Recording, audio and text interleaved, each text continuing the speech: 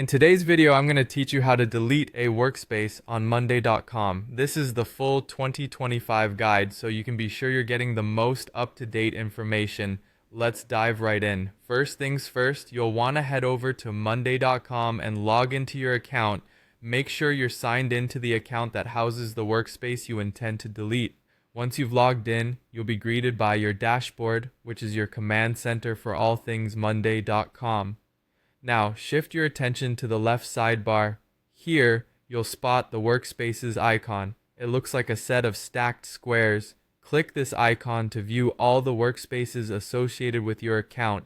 Go ahead and find the specific workspace you wish to remove. Once you've located your workspace, move your cursor over its name. You'll notice a three-dot menu, often referred to as the More Options menu, appearing right next to it. Click on this menu and a drop-down will appear. From this list, select Workspace Settings. This action will take you to the settings page dedicated to that particular workspace. Now that you're in Workspace Settings, scroll down a bit until you see the option labeled Delete Workspace. Click on this option and a pop-up window will emerge asking for your confirmation. This step is crucial because deleting a workspace is irreversible, so make sure you've made a backup of any essential data. You might need to type out the name of the workspace to verify your decision. This extra step ensures that the workspace deletion is intentional and not an accident.